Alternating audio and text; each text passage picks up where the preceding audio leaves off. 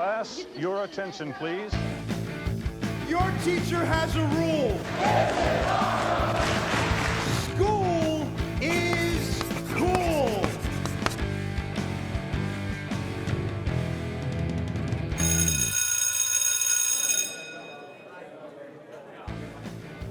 Attention, everybody. Quiet, please. Quiet. Hey, no fighting back there. We don't need any more breakups going on, okay? Everyone relax, okay?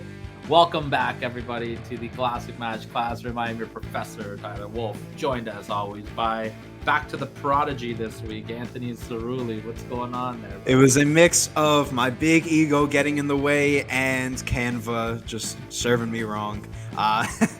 If you caught the Easter egg, I was the professor last week, but I'm the prodigy this week. If you ever make a mistake like that again, I will throw you through a plate glass window. Oh man, Nick Gage style or no, Shawn Michaels style, buddy. Shawn Michaels style. Hence the episode this week. Since the episode this week, I gave you a layup there, and that's okay. It's okay. We're new. Restart the episode. What do we do? The semester has just started again. We're still working out the kinks. I get it. I'll give you a free pass on that one. All right. All right. Welcome to the classroom, everybody. Very excited to be here today. Anthony, how you doing, man? You doing good? I'm doing good. A lot of good feedback on that first episode back for the second semester. Thank you to all who listened. Of course, if you listen to our episodes, we appreciate all the support. You can support us even more by following us on Instagram at Classic Match Classroom, on Twitter at CM Classroom. We're on Spotify, Apple Podcasts, YouTube, anywhere where you can find your podcast. Let me get this out of the way because we have a great episode to get to. Shawn and Marty, Rockers on the Rocks, as this episode is called. Looking forward to it. Let's get right into this, Professor. Yeah, man. I think I don't need to blabble, man. Why don't you hit us with that oh so famous catchphrase? Ring the bell, because class is in session. I'm gonna start off by saying, you know that things are going to be good when the first thing we're going to talk about is a singles match between Shawn Michaels and Ric Flair. Right? Beautiful stuff. We're going to go back to 1991 here. Very unique way to kind of start this off. Mm-hmm. You got two of the best of all time, obviously. Ric Flair having a great run in the WWF. Shawn Michaels still part of the tag team, the Rockers at this point. He's having a singles match, which was rare at this point. And it was kind of teased a little bit that Shawn has been thinking about going out on his own. Maybe I don't want to be a tag team wrestler anymore. Maybe I have my sights set on the singles.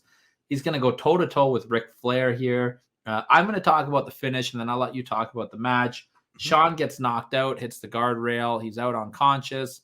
It looks like he's going to get counted out. So Marty comes out, picks him up, and puts him in the ring where Flair covers him for the 1, 2, 3. What did you think about seeing a very young Shawn Michaels, probably about 15 to 20 years away from I'm sorry, I love you, to one-on-one with Ric Flair here? I knew once you sent me this match and I saw the name Ric Flair. Well, first of all, I was stunned. I was like, what the hell is Ric Flair doing in this situation? But the fact that we were able to see Shawn and Flair, a young Shawn and even a young Flair going up against each other, magic. I thought this was such a fun match. Even if it was a little short, who cares? It's Shawn Michaels and Ric Flair. I know I always plug the playlists in the comments below, or in the description rather, but if you don't take advantage of that playlist, you are missing out. Definitely go ahead, and if nothing else, make sure you watch this match.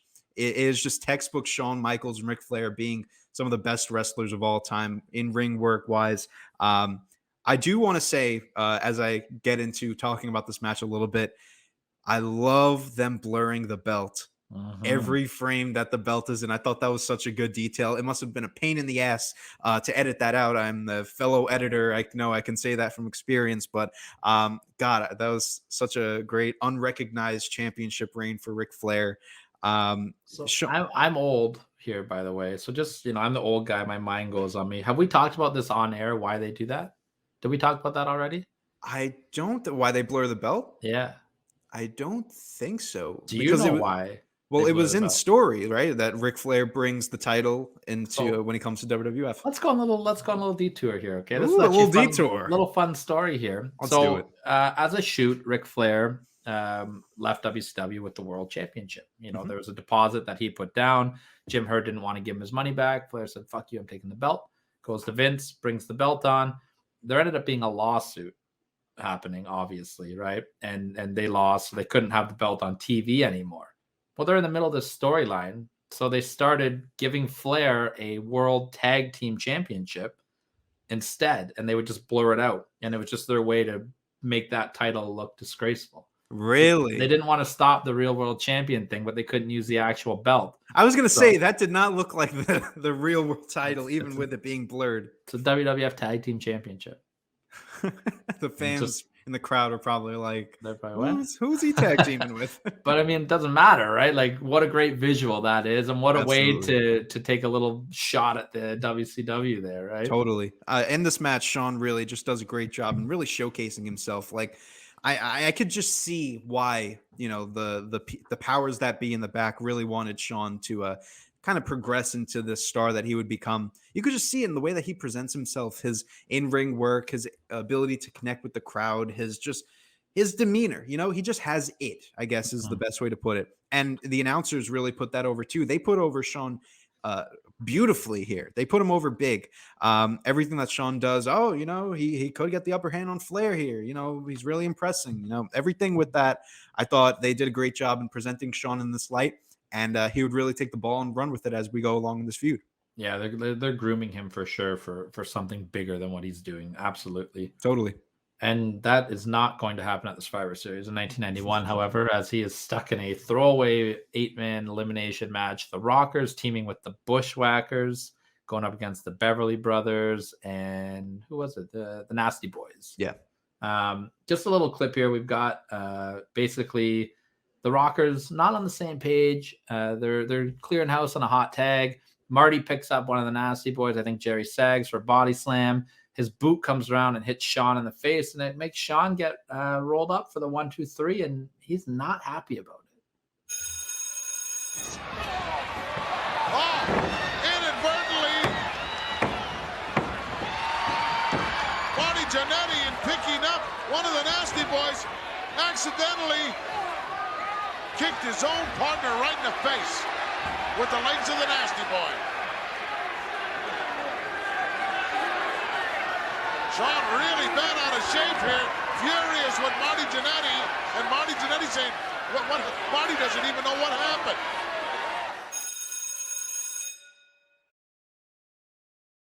That's such a great screen grab you got. Just Dangerous Danny Davis in the background.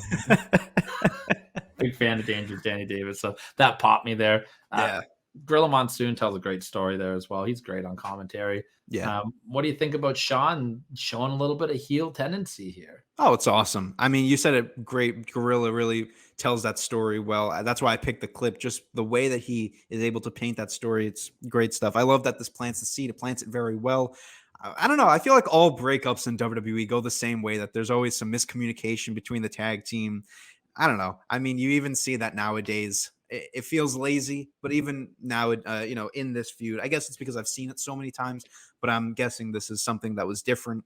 So it was good. It was interesting. I would have loved to have been around during this time to see these guys break up, because from an outsider's perspective, it really seems like this is a tag team that is destined to just be a tag team. But then you really start to see Shawn come into his own, and then it becomes the case of, okay, so he's Shawn Michaels. Like, this is something different here that we have on our hands. So at the end of the day, I really like the split up, and I think they did it well. I can paint that picture for you because I did grow up with this, right? The Rockers. That's true. That's why you are the professor. The Rockers were tag team specialists, and they were a legit tag team, and they were a popular tag team even to this day. Like at the point of their breakup part here, they were one of the most over acts in the company. Right. And this kind of just started coming from out of nowhere. Like they weren't pushing it hard on TV. It was very subtle. Right. And all of a sudden Shawn's like pushing Marty, and you're like, whoa, like what the, like, what is happening here? Like, we weren't getting these tag team breakups like this at the time. You get like little ones here or there, but nothing with a major set of stars like this. And I remember I was not happy about this. I was a big Rockers fan, and so that was actually going to be a question to the professor. It's that, like, what was the public reaction to this? Did they really see something in Shawn, like I guess the powers that be did, or was this the case of why are you doing this in the first place?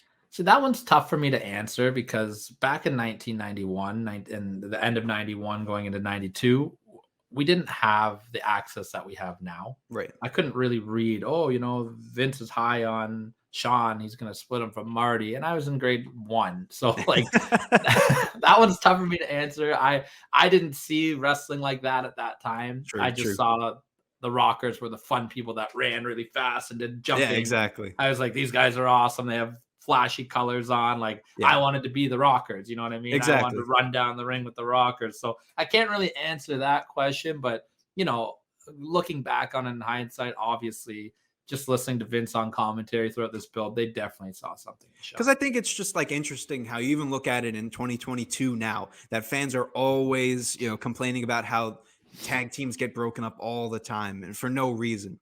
And, that makes me think because with this, you hear the pops, like the Rockers were so over. Makes you think like, was this the case of that where fans really thinking like there's no use for it? But I could really see that there is a use for it at this point. And that use is obviously going to be Shawn Michaels. And we'll see that in a little bit.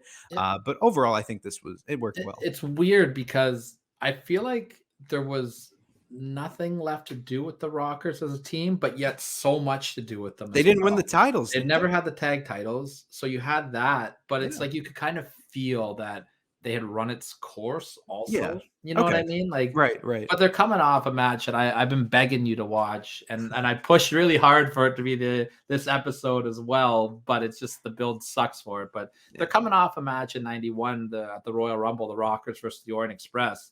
It's one of the best opening matches, and I'm not only WWF history, but in wrestling history of a pay-per-view. Right. And so like it's not like they're slowing down in the ring. It's not like they're being boring. It's just where else do we go? They don't need the belts because they're too over for them. Right. Like it was a weird spot for the Rockers. So I think that the timing of the breakup is really good. Yeah, I hear you. And, we're going to get into superstars here. And this is how we built our angles going forward here. You had the Rockers going up against, as you have it here, jobbers, which Barry Horowitz would not like that. They are enhancement talent. Sorry about that. Teach there. It had to fit in the chalkboard, so enhancement talents was... that won't cut it. That's fine. This is where you got Vince really starting to do his magic on commentary. He's really pushing that the Rockers are having issues. Oh, he was great here. He's asking if Shawn wants to go at it as a singles wrestler. He's saying how they haven't been on the same page. Mr. Perfect, the heel, keeps putting over Shawn Michaels, which I thought was a very nice little subtle touch.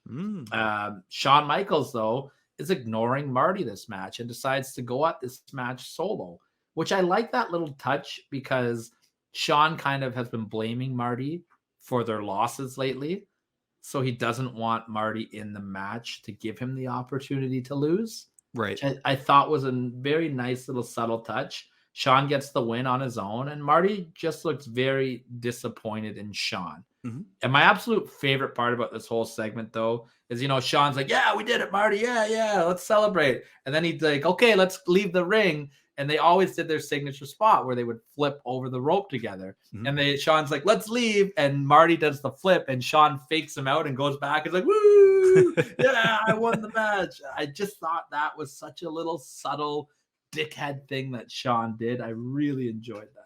I also love the little detail of even in the entrance, you could tell that there's something different about Shawn. He has just a different demeanor to him. Maybe he was pissed still from the Survivor Series or whatever it may be, but you could just tell something's off. It's not that same Rockers energy or chemistry or whatever it may be. Shawn's got such a good super kick, by the way. I'll say it a few times throughout this episode, but like, damn, really good stuff. I'm surprised that they didn't just make that his finisher earlier on. But we'll get to his finisher. Yeah, we'll get to it. I have notes, my friend. Yeah. I love the heel tendencies of Shawn too. Even talking into the camera, I thought that was a really good nod. And like you said, commentary really just sells it. When you have shows like this, like, the Wrestling Classic, the Challenge, whatever it's called, Superstars, you need to make sure that commentary is on its A game so that in the limited time that you can tell these stories, you tell them to the best degree. And I think every commentator that is involved in this angle and every commentator that we've seen, especially in these feuds where it's kind of the 80s, 90s, where there's not a lot of TV time. I think they do a great job in telling the story, and we especially see that here. I'm going to pose 2 questions to you here. All right. Number one, this is how we got our angles back in the day. Okay. Superstars exactly like this. Right. How did you enjoy seeing an angle develop with an enhancement match instead, and with the commentators telling the story, compared to, you know, what we get on Monday Night Raw or SmackDown or AEW these days, where, you know, it's like an angle between 2 people? How did you feel watching this develop? I like it. I mean, I think AEW does that really well, and it's, you know, they don't do enhancement talents all the time on AEW. It's more on Dark and Elevation, but I would have to say if there's something that both WWE and AEW is doing wrong, it's the use of enhancement talents. You know, WWE uses them in the sense of, you know, getting bigger guys over. You know, you'll see your Braun Strowmans and whoever, Omos just had one. You know, and I get using them for that reason. AEW only uses them on Dark and Elevation, and I get it's to, you know, showcase some hometown talent, get some other guys some wins for the overall records or the rankings or whatever. But this is the perfect example of a way to utilize an enhancement talent match. Don't focus necessarily on the action itself. This is someone who we're going to be talking about through commentary, and you just get to see, you know, them in action, so it hypes up the bigger picture, the bigger story. So I really enjoyed this. I think they do it really well. And I wish that modern day wrestling would incorporate this in a more correct fashion. Yeah, me too. And I'm going to go back to, I want to pick on Karrion Kross for a little bit here. Could you imagine when they debuted him on the main roster, if they just gave him, you know, 3 weeks of enhancement guys instead of losing to Jeff Hardy in 2 minutes and having a meaningless rematch and then another one? Like, I think they could have built him up better. And then it's just magical. Like, and I've said this on the show before, back in the day on Superstars, these are the matches we would get. And then every now and then we would get like the Berserker against Skinner. And it was like, holy shit, the Berserker. And it was crazy that like these 2 bottom mid-card talents, I'd be like, I need to see this match, like, because they separated it, right? Well, you know, even to your point, it's that, you know, you mentioned Karrion Kross, and he kind of fits into that realm of like, you know, the WWE's current day enhancement talents, where it's like the big scary guy, put him up against a nobody. Why don't you have an enhancement talent match against RK Bro, you know, Orton and Riddle, and kind of let the commentators talk about their dissension right now as they're breaking up and eventually going to fight at a later date. You know, you could easily tell a story like that. And the fact that they aren't, it's just such a missed opportunity. That's another thing that wrestling is missing nowadays. It's the lack of a Mean Gene and lack of proper enhancement talent matches. See, you segued into my second question, which you might have just answered there. Do you think that the commentators in the WWE right now, and I'll focus specifically on them, are strong enough to get these stories over with matches like that? And now Michael Cole, I think, is fantastic, and I think he could do it. And I think him and Pat McAfee are great together. But do you think that overall the commentators are strong enough to get these messages across like Vince did back in the day in Gorilla? You know, it really just comes down to the material that they're given. You know, if Vince and Kevin Dunn and whoever else is in the headsets telling them to plug the WWE network for $9.99, you know, obviously they're not going to have enough time to tell the stories. But if they're given the chance and given the material to plug it, I know that Corey Graves could be a great commentator because I've seen it. He's had some great calls. I've even seen some great calls from Byron Saxton, funny enough. You know, I know that these guys have what it takes. It just needs to be put the focus on the story. It doesn't always need to be calling out every single move, the Ushi-Garoshis and all these different moves. That's why I never liked Mauro Ranallo. And it's because he's so over the top with his, you know, trying to put the action over. Tell me a story. That's all I need from these commentators. And that's why I think that Michael Cole is one of the most underrated announcers of all time. And everyone shits on him. I get the 2011 heel run. It was bad. But if you take the time to sit and just listen to him, he is the textbook commentator. He is the perfect guy to take the reins from Jim Ross. They gave him, you know, the 2010s and even some of the 2000s to really put himself into his own. And if you really just sit there and listen, especially when he's with someone like Pat McAfee that just matches his energy really well and takes it to another level, I got to tell you, and this might be a controversial opinion, I think that Michael Cole and Pat McAfee are the best announced team right now, better than AEW's. That's a topic for another day. I agree with you, though. I do agree with you. You know, I think it just comes down to material that they're given. If you have these stupid matches and you want to put focus on, long drawn out matches, that's what you're going to get. But if you have these quicker matches where you can tell a quick story, I think the commentators have what it takes. It just comes down to not, doing cheap plugs and focusing on the Hurricane Ranas and all of this. Just at the end of the day, like a quick match, just tell me a story. Also, I just want it to be known on record that I agree with everything you said, except for Mauro Ranallo. I love Mauro Ranallo, and I will not associate myself with being talking poorly about Mauro. I'm sorry. I think he's awesome. I love Mauro. In the situations where he's great, like the Cruiserweight Classic and everything, that he was phenomenal in, but he gets a bit much at times. The passion, though, you can't. The passion's there. I will give him that. Let's keep moving on here. We started out this with Ric Flair and Shawn Michaels in a dream match. I mean, let's just throw another dream match out there while we're at it, right? We're at the Rockers getting a WWF Tag Team title match against the Legion of Doom. Are you kidding me, man? This is like right up my alley because, as everybody knows, tag team wrestling is my favorite type of wrestling. You got the speed of the Rockers versus the power of LOD. Couple points that I took from this match is, my God, the press slam that Hawk does on Shawn Michaels. Holy. The match is very short, though. It's only about 3 or 4 minutes. Another miscue by the Rockers cost them the match. Marty is being held by Hawk. Shawn goes to drop kick Marty's back, so he'll fall onto Hawk. But Hawk kind of turned around, and Shawn drop kicked Hawk. He fell on Marty for the 1, 2, 3. This is where Shawn really shows that heel level now, because even though Shawn's the one that technically screwed up by hitting the wrong guy, Marty got pinned, and Shawn is just letting Marty have it. Yeah. Gets to the point where he physically slaps him in the face. I thought Marty showed great fire here. I thought he showed great facial expressions of holding his anger, and then Shawn slapped him again, and he snapped and grabbed at Shawn and held his fist back and restrained himself. I thought Marty was really, really good here. Shawn throws his little wristbands off as he gets booed out of the building as we cut away. What do you think of this angle? Watching something like this, even if it was a 3 or 4 minute match, it's such a shame that the Rockers never won the tag titles because, God, they work so well together in the ring. I also love the subtlety of this match. That I don't know if you really picked up on this, but every time Shawn was in the ring, he was always kind of losing, to Hawk or whoever it may be. So he would have to either get help from Marty or tag in Marty.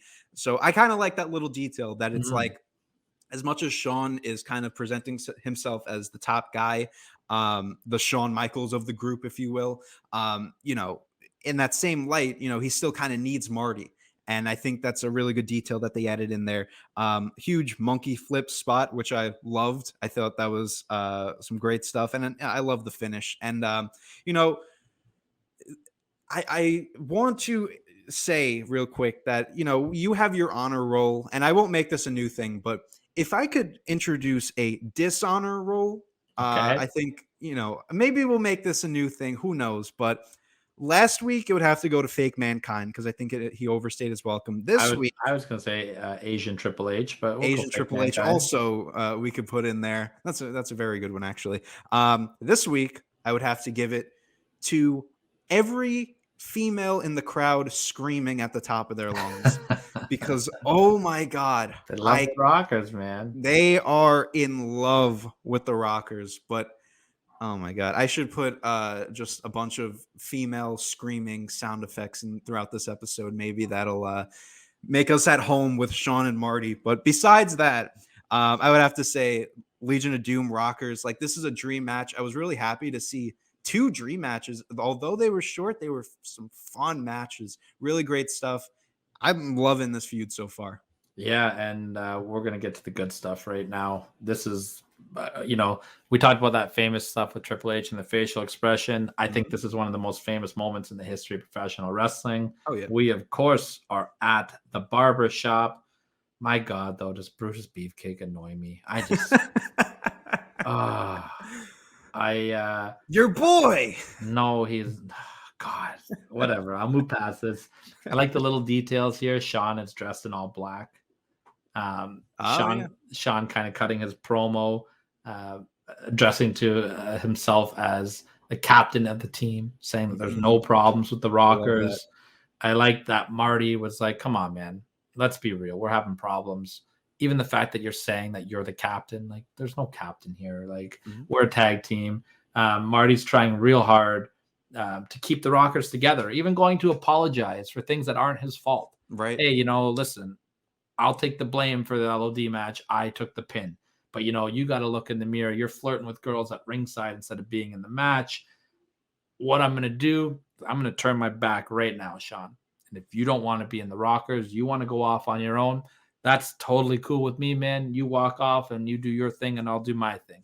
But if you want to stick together, then you're going to shake my hand and we're going to make this work. And give Shawn that chance. And, Shawn doesn't leave, shakes his hand. And then we get this famous moment.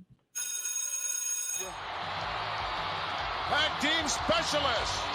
See, one without the other isn't any good. Oh, I knew he was going to do that. I just knew he was going to do that. He don't need Jannetty. I told you that off and on. Are you kidding? What a despicable act that was. No! Oh, my God. Right through the glass window of the barber shop. Jannetty tried to dive through the window to escape. Did you see that? Are you blind? What an act of cowardism.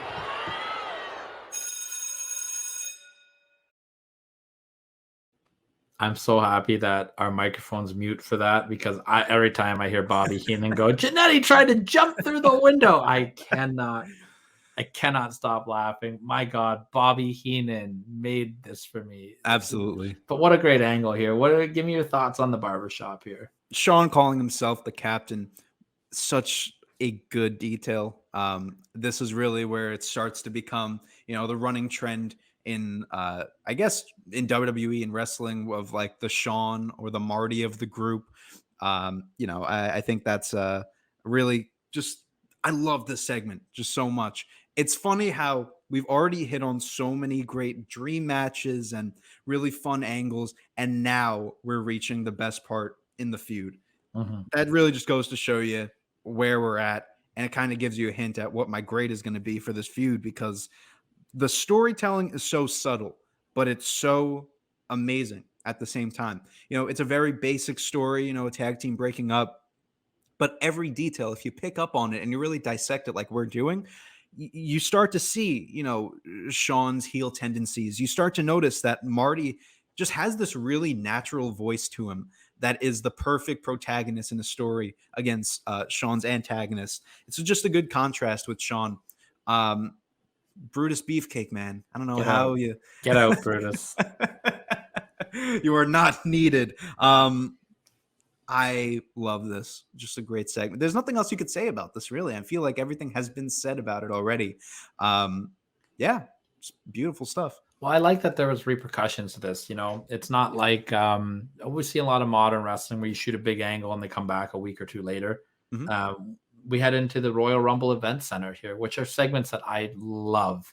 I love these event centers so much that we do work with a local company in Ontario called Barry Wrestling. Please check them out at barrywrestling.com. And I've stole this idea. And if you go to the Countout7 YouTube page, you see that we've done a few Barry Wrestling event centers. It's a lot of fun to do. With your superb editing skills. Superb. I'm working on it. You're working on it. You're getting there. I'm getting there, man. No, not too bad. Not too bad. You guys can check that out. Leave comments and tell me how mediocre my editing skills are over at Countout7's YouTube page. But we're at the main event center. I'm trying to say Mean Gene and Royal Rumble Event Center at the same time. We're at the Royal Rumble Event Center with Mean Gene here, and he's informing us that Marty Jannetty is out of the Royal Rumble because of the attack, and we're going to get a little promo from Shawn Michaels here. Let's hear it. The Rockers, they're dead. Jannetty, I got sick and tired of carrying you. And I gave you exactly what you deserved. And now the whole world is going to find out what Shawn Michaels is really like.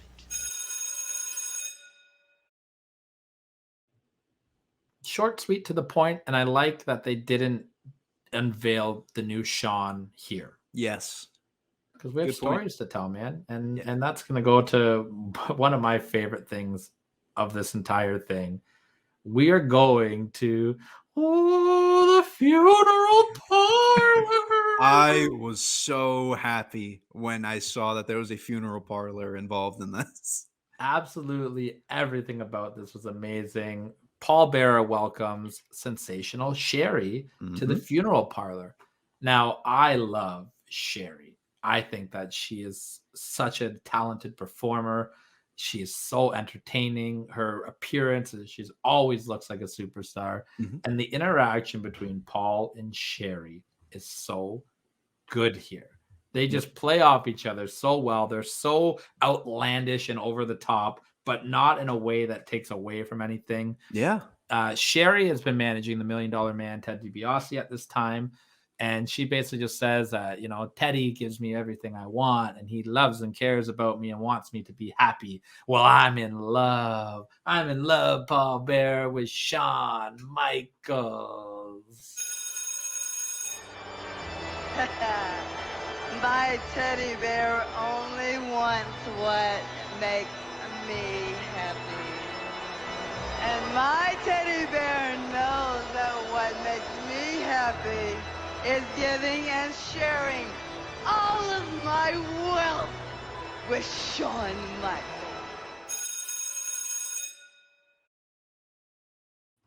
I like the little detail that we explain why Sherry is moving on from Ted DiBiase to Shawn Michaels. True. And once we get into the next segment, I've got another little thing that I want to talk about that makes sense with all this as well. But what did you think of the funeral parlor? Like I said, like any time that I can see some Paul Bearer action, it's always a good time. And it's good to see early Paul Bearer too. I know we saw a lot of later Paul Bearer, but like in the Undertaker Kane feud, but this time around, some funeral parlor action, always great stuff. Was it Mr. Perfect who was on commentary for this one? I think so. I love the line when she's mentioning, he has long blonde hair. He's got a great body, and Perfect's like, kind of fits me. Don't you think, McMahon? Yeah. I thought that was great as well. Great stuff. Like you said, I love that they mentioned that there's a reason why we're going from DiBiase to Michaels. Sometimes you'll just see managers flop around for no reason. So it's good that there's a little continuity here. Yeah, and that's going to take us to the debut of the Heartbreak Kid. Yeah. And I'm pretty sure that the music that he came out to here was Lex Luger's Narcissist music. Really? I didn't even catch that. I'm pretty sure here. Pop quiz. Ooh. What does Shawn Michaels and Rudy Gonzalez share in common? What does Shawn Michaels and Rudy Gonzalez share in common? Rudy is the enhancement talent in this match for anybody that is listening to this and couldn't see the screen capture. Yes. I'm going to say they were both trained by Jose Lothario. That is a pretty good guess. And you might even be right. I don't know about Rudy's training, but Rudy Gonzalez would go on to be the trainer at the Shawn Michaels Wrestling Academy. Oh, all right. So Rudy Gonzalez was the guy that trained Bryan Danielson, Spanky, Brian Kendrick, whatever, that Lance Cade, that whole group of people. Yeah. Shawn Michaels and Rudy Gonzalez. So kind of cool that they're having a match here on totally. Superstars. What did you think about the new look of Shawn Michaels and Sherry out with him? I liked it. I wasn't sure what the music was at first, and then I kind of picked up on it. I was like, all right, at least it kind of fits the vibe here. They're going for more of a narcissist, obviously Lex Luger type of guy here. Sherry is just mental over Shawn throughout this match. Just obsessing over. Yeah, you just hear her throughout the match. Fucking crazy stuff. I love the detail before we get into what you are probably going to rant about. The kids in the front row punching the Shawn Michaels action figure. It's funny stuff. I love that. Love it.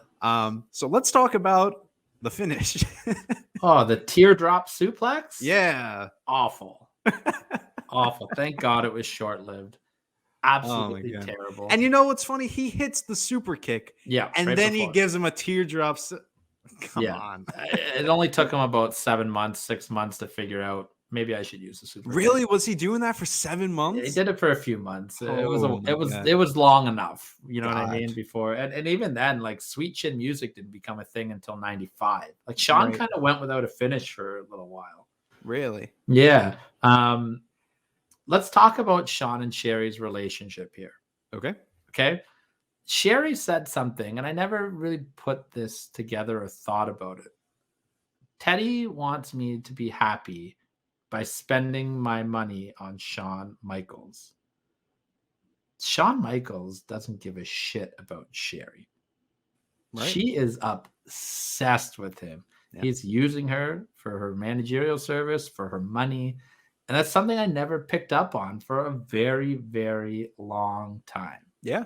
I wouldn't pick up on it first from just watching these first segments. I wouldn't pick up on it either, And I think that's just because of how good Sherry does in presenting herself as like in love with Shawn, that, Shawn is kind of just it's like Sherry is kind of taking the spotlight in a way that makes it so that we know Shawn is the Heartbreak Kid. We know that he's the center of attention, but we're focusing so much on Sherry that we're not realizing that Shawn doesn't care about Sherry in the first place. I think that's just great storytelling overall. Yeah, absolutely. They did a lot of nice little things throughout the year with Shawn Michaels as well. Bobby Heenan in particular.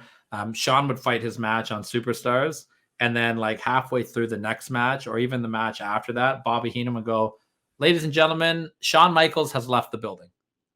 Just little things like that. That's awesome. And girl would be like, "Who will you stop? Who cares?" Like, just little things like that. I really, really enjoyed. And Shawn went on to have a good year here. He fought Tito Santana at WrestleMania. He had a fun little match with Rick Martel at SummerSlam, challenging for the world title by the end of the year and winning the Intercontinental title right before that as well, or in November of '92. So really got behind Shawn here. But why is it that the next clip I sent you is 1 year later? Where's Marty? So let's talk about Marty Jannetty. Gets taken out of Royal Rumble 92, which I really like. He's selling the effects of the injury. The plan was to have Shawn and Marty fight at WrestleMania. However, in the early hours of January 25th, 1992, Marty Jannetty was arrested in Tampa, Florida after an altercation with police. His female companion, a 19-year-old named Angelica, was arrested for trying to use a fake ID, and Jannetty assaulted a police officer performing the arrest. This led to his arrest. They were found to be in possession of less than a gram of cocaine. Jannetty was charged with possession of cocaine, possession of drug paraphernalia, resisting arrest with force, and he was indefinitely suspended by the WWF following the incident. His singles matches that were taped in January did not air. In March, he was sentenced to 6 months of house arrest and was released by the WWE shortly after, hence why Shawn Michaels fought Tito Santana at WrestleMania. Well, that answers my question to the professor, because I was going to ask why there was never a Mania match, but that answers it to a T, I guess. So we are now almost 1 year, almost like identical 1 year to the day of the barber shop, pretty much. And what a transformation Shawn Michaels has had. We just talked about the year that he had, but now let's take a look at his appearance. You got the sexy boy music with Sherry singing now. He's got the shiny gear, the glasses. Sherry's holding the mirror for him so he can do his little dance routine. And as this is happening on Superstars, we get Marty Jannetty coming out through the crowd with his Guns N' Roses t-shirt on. How fantastic was the camera work here with Shawn in the mirror and Jannetty just appearing behind it so Shawn sees his reflection. Hey, that's Marty Jannetty. No, yes it is. That's exactly who it is. Marty Jannetty's in the ring with Shawn Michaels. Michaels can't believe what he sees.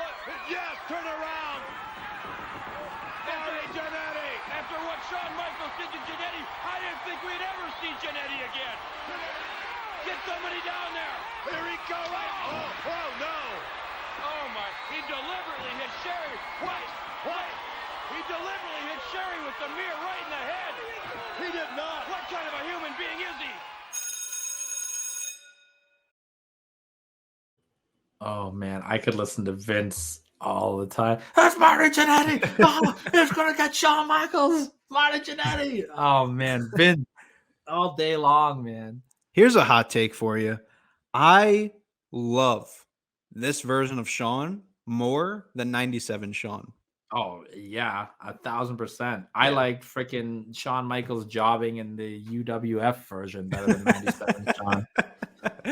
I feel like I had to bring that up just because of how much Shawn we saw in 97 and how awful it was. I wanted to also bring up, well, first of all, let me just say this is honestly my favorite segment of this entire feud. That includes the barbershop. I think this Wow. is my favorite segment because of every layer. Shawn coming in with the mirror, Marty behind him, the camera work. And my favorite part of this whole segment, Marty Jannetty's little stomps. Yes, the Marty. He's like, why I order? And then he just gets him. I love, that's my favorite part in the whole feud, just Marty stomps. And then like here I am thinking it's just gonna be your typical beat up Shawn. Shawn scurries away like the chicken shit heel.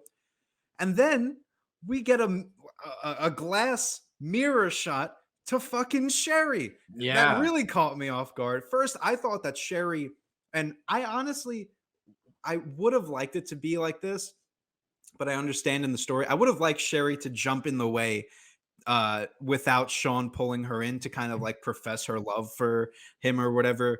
And I think you could have done that in a way that Shawn still kind of takes advantage of that situation. But then I found out that Shawn pulled her in, which I guess that was the whole point, is that you kind of wanted to see that in the replay, like, oh, Shawn actually pulled her in. Every detail here just works so well. This has to be one of my favorite segments from this feud. Honestly, might even be one of my favorite segments from this era. Everything works so well here. Shawn's coming into his own. Marty's back. Has that different vibe to him a little bit, or at least I would assume until we see what comes next. Sherry is great. God, everything works so A+ stuff right Absolutely. here from this angle. Again, Vince, when Sherry gets hit, oh no! And then Mr. Perfect going, Marty did that on purpose. He hit a woman. He hit a woman. Yeah, A+ all around here. What a great way to bring Marty back. And it still works because, like, in 1992 here, the end of 92, like I said earlier, unless you're subscribed to Meltzer's Dirt Sheets, I didn't know Marty Jannetty got arrested. I didn't know any of this stuff, right? Yeah. It was just Marty's been hurt since the barbershop. Mm-hmm.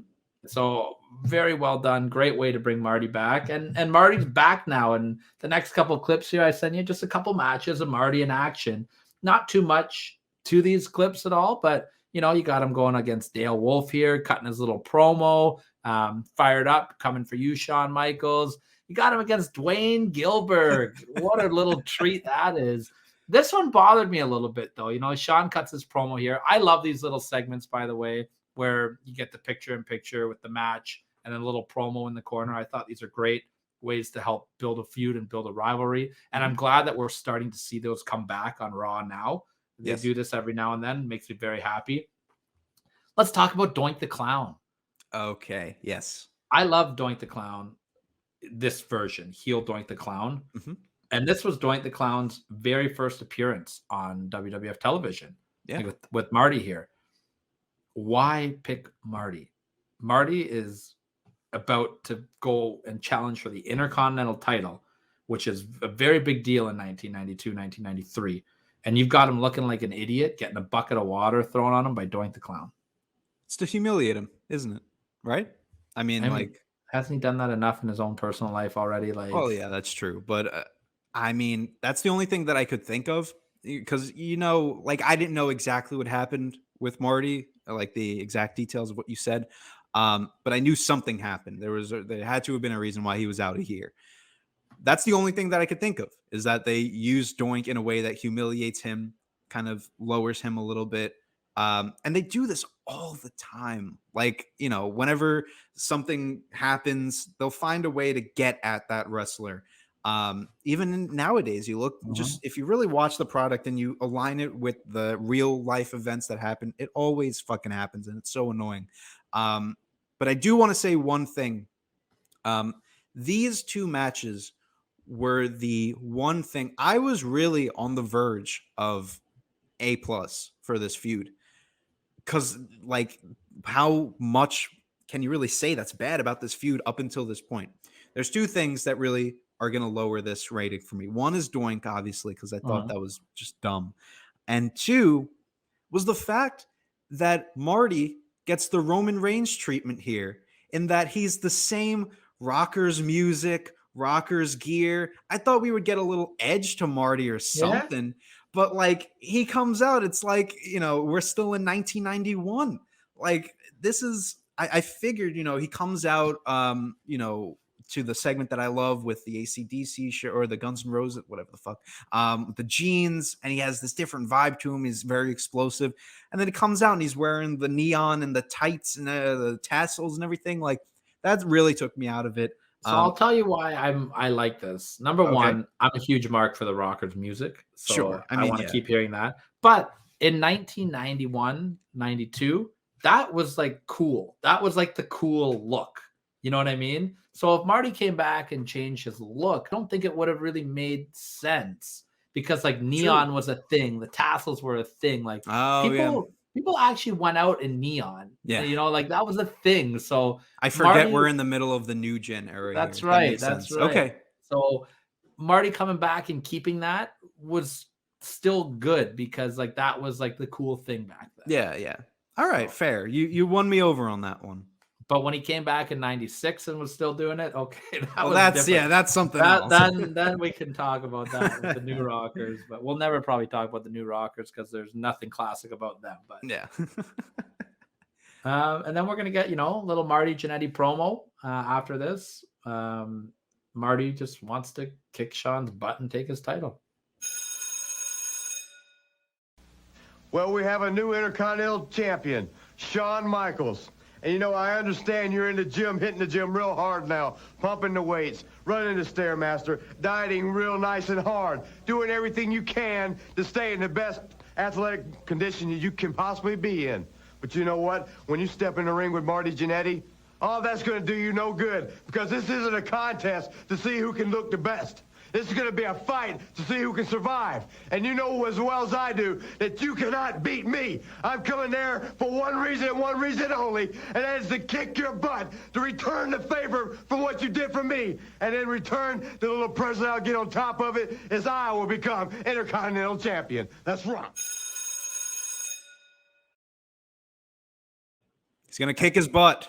I mean, I don't want to speculate on anything here, but Marty just sounded off a little bit. It sounded like he was, I don't know. I don't want to say he was on anything because I don't know for sure, but he just seemed out of it. Like it wasn't the same connection that you saw earlier in the feud. Yeah, he seemed like that promo. I don't know. I thought it finished strong. But the first part of it I was a little out of. And then we're gonna get another promo here from my queen Sherry. First, you let me get hit over the head with a mirror. I'm in the hospital. You don't care if I'm alive or dead. You don't call. You don't do anything. And then you win the Intercontinental title, Shawn Michaels. And then what happens? You still don't call. You didn't care if anybody was dead or alive. Well, I'm going to be at ringside when you got your title shot with a big boss man, and I'm going to watch him take you and give you some hard time. So these are things that I really liked that they did back in the day. They would do promos like very specific to house show markets. Mm-hmm. So this was obviously Shawn was getting ready to defend the title against the boss man, but I just thought the promo with Sherry was really good here. Yeah, I like the dissension here. I like that Sherry is, kind of turning on Shawn here. I just love this added layer. I always thought that it was just Shawn and Marty going up against each other, but the fact that they included Sherry, I'm normally like a little iffy about these kind of angles where you throw a third person in, especially, if it's a love interest. But here, I think it just works really well. And you're going to see that in this next promo. But I think it just, I keep saying it adds to it, but it really does. It just gives it that extra layer that I think I like the dissension. I like Sherry. Sherry's selling it amazing.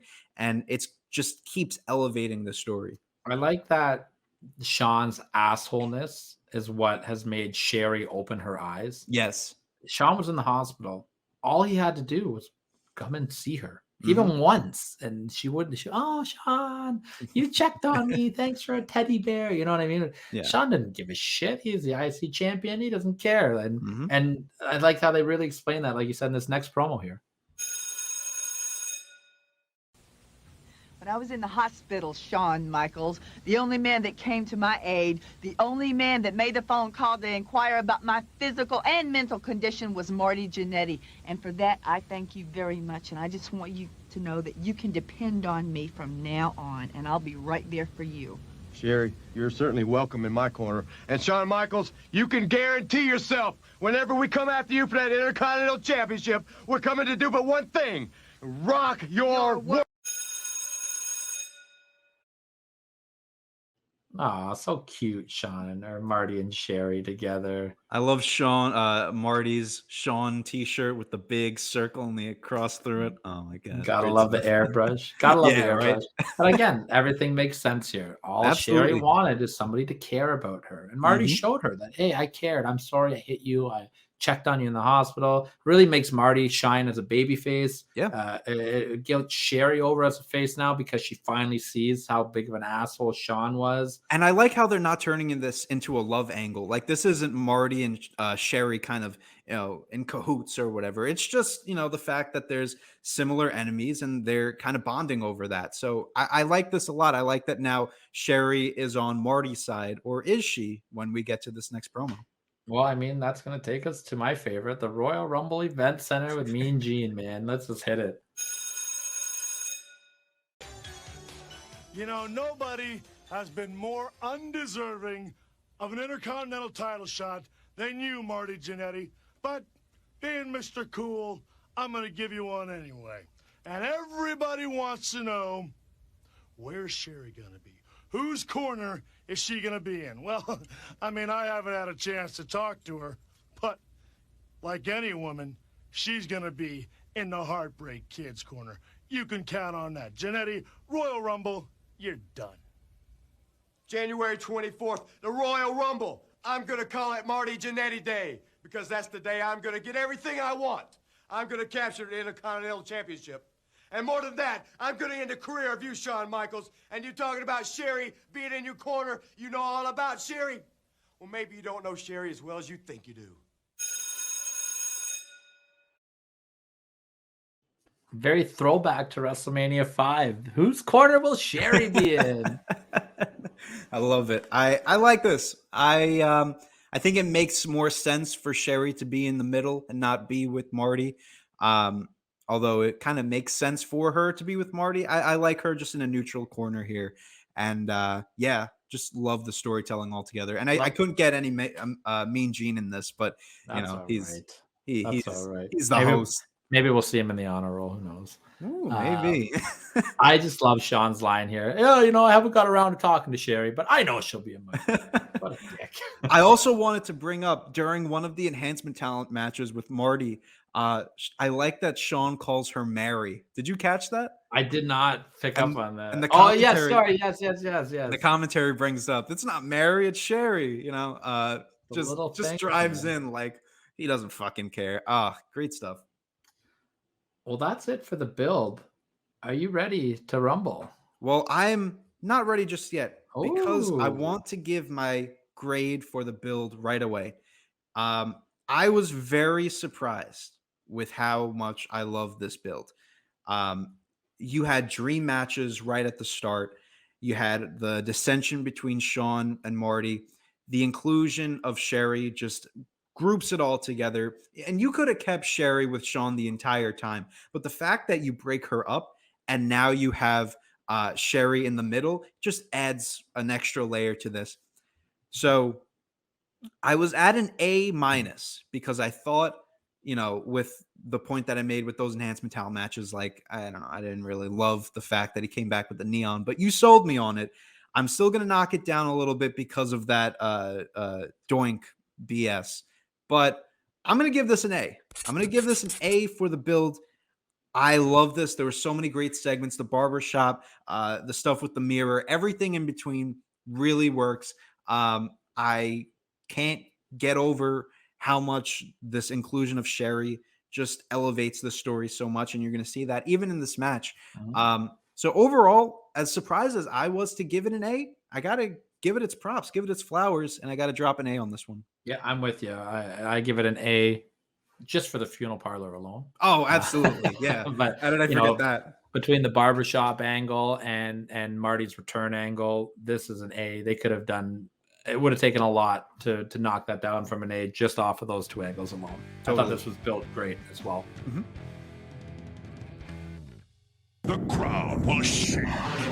The earth will rumble. The Royal Rumble. 30 superstar wrestlers of the WWF bang heads in a winner-take-all Rumble. 30 wrestlers, one ring. Something's got to give. That is going to take us to January the 24th, 1993. We are at the Arco Arena in Sacramento, California.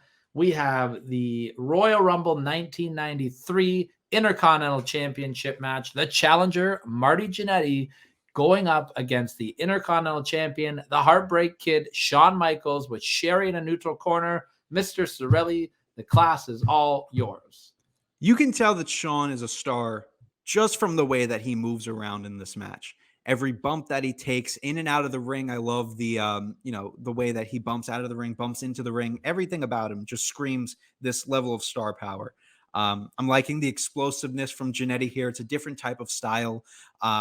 And I like the story that they're telling here, that Jannetty is very explosive, very, just fast paced, but Shawn is the one that's slowing down the pace and slowing down Jannetty. Of course, that hurts a little bit because there were some points that were a little slow, a little stagnant, if you will. But at least it's doing its job in telling the story that Shawn is trying to keep him down a little bit. I will say that Shawn's overselling is a bit much in the first half of the match, but then he gets right into it when you get the last overall sequence towards the end of the match. I thought he does superb work. I know I'm already cutting to the end, but the final sequence really is what brings me back in. You have so many great moves. I love the near falls, a lot of great near falls, just like last week with Cactus and Triple H, that really got me thinking, like, was this going to be it? But let me get back into the mid match here. We get a line from, I believe it was Perfect, where Jannetty goes shoulder first into the post, and Perfect drops the "that'll make your shirt fit" funny line. And then I think he goes into the other. Heenan was on. Oh, was it Heenan? There you go, yeah. Heenan. And then he hits the other shoulder, and he says something about his jacket's gonna fit funny next. I thought that Heenan, just great work. I wasn't sure if it was Perfect or Heenan on that one, but one of them. They were both great in this feud. Yeah, I wrote in my notes that it felt like a bit stalling at times, but I appreciate just the slow pace of everything. There was actually a great spot where Marty throws a punch and then Shawn ducks, and it was very fluent, almost like Shawn was very nonchalant with it. Thought that was just really great stuff. You had a nice suplex out of the ring, where Marty kind of throws him over the ropes out of the ring. Yeah, it's just, that's when you start to enter this second half of the match where it's just really great stuff. And then, of course, what I will take away from the match is I thought it was a weak finish. I thought the inclusion of Sherry was good, but the fact that you had Shawn kind of like, verbal exchange with Sherry for a long time, and then he hits the move, and then it's a weak pin. I thought you could have done a little bit, take some time out of it. But I thought it dragged on a little bit too much. But they save it with the post-match stuff. You saw the whole fight. Was that an orange that was thrown? I saw I don't an know. orange ball that was thrown. I don't know. All I know, and I don't know if you're able to find this clip or not, and if you are, slice it in, and if not, it's not a big deal, is the highlight of the whole thing was Mean Gene going, "Damn it, Sherry!" Yes. Furious. Damn it, Sherry, calm down.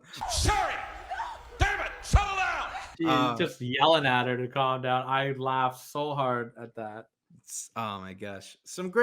Really was surprised with how good this match was. I think it was also elevated because the crowd was really into it. They were fully behind Marty on this one. Yeah, especially at the end. Yeah, for sure.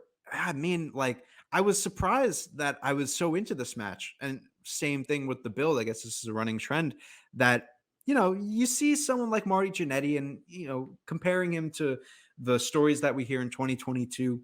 And then, of course, Shawn's going to be great, but you kind of get surprised when you see this great of a feud. And, you hear all the great moments about the barbershop and, Sherry and all this. But when you really break it down like we're doing, you get a great sense of this is a really underrated feud.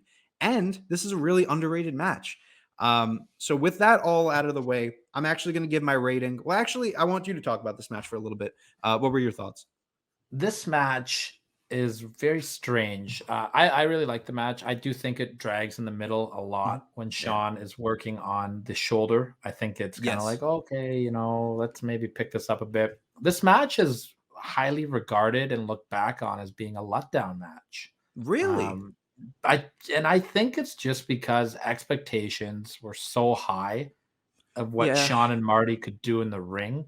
Like, I think the match is fine, and I think especially the last 5-6 minutes of it are fantastic, and they have the crowd. And but yeah, a lot of people in my generation look back at this match like, oh yeah, that match was whatever, it was okay. And just expectations were too high for it. When I went back and rewatch it, I enjoyed it a lot more, and I remember it more fondly now than I did. You know what I mean?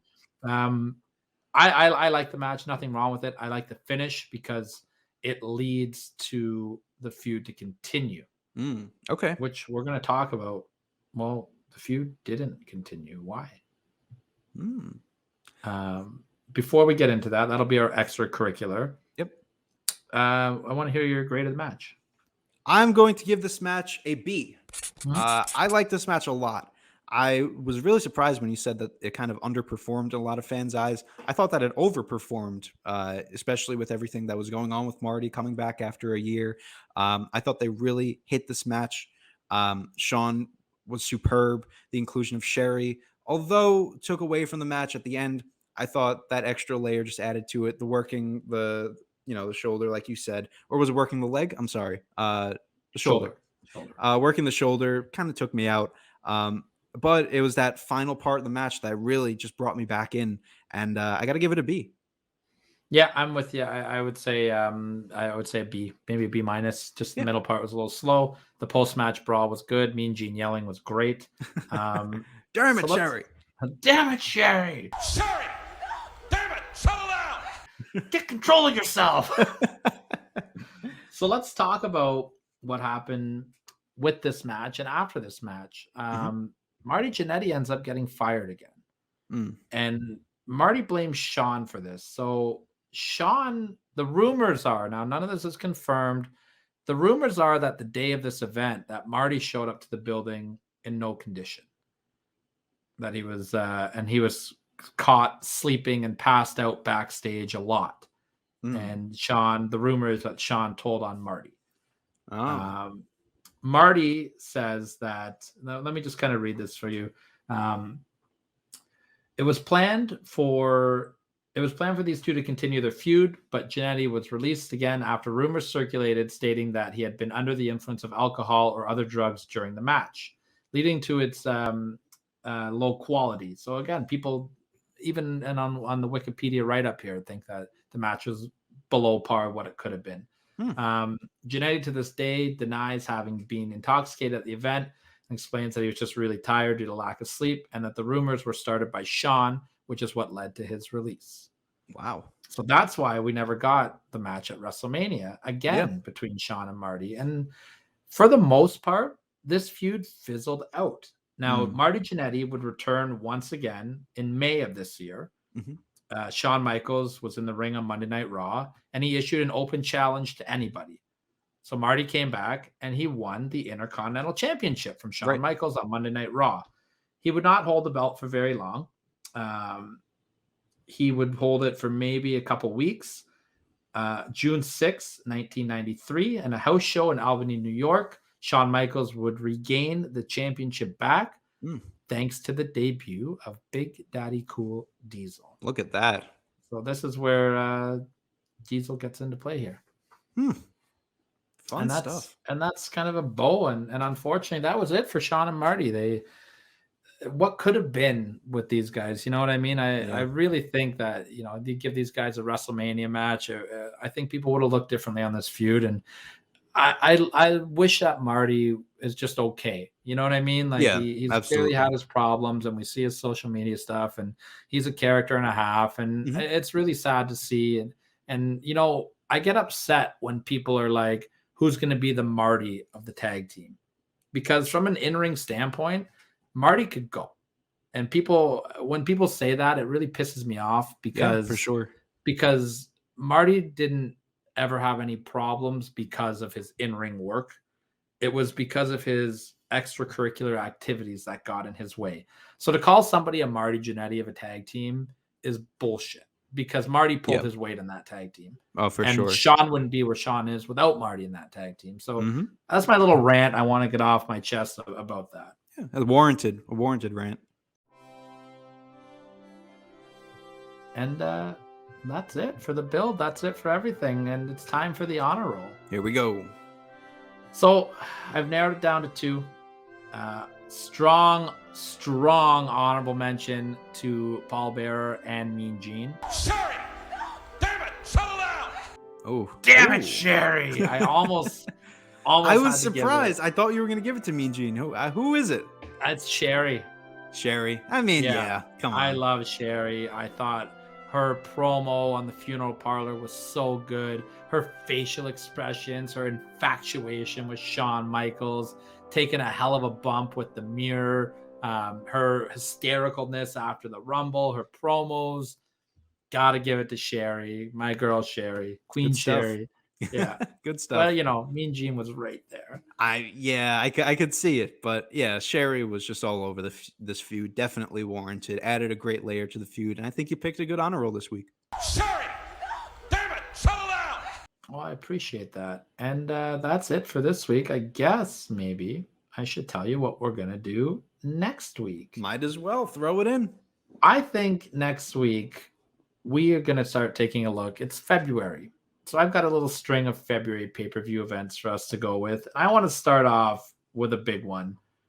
I want to take us back to No Way Out, Viva la Raza, Eddie Guerrero versus Brock Lesnar. Nice. This is a match I've always wanted to see. Always saw the moment at the end.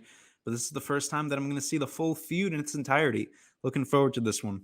Yeah, I can't wait for it. I've got this one lined up, and I won't tell you the other ones I have lined up for February, but I got some fun stuff lined up ahead for us here. But next week, we got to have him back on the show. Eddie Guerrero, last time we saw him was his fantastic feud with Rey Mysterio. Yes. I do believe that he is in our little Hall of Fame there that you Yes, he is. Yeah. So let's bring him back. You know what I mean? Viva la Raza, baby.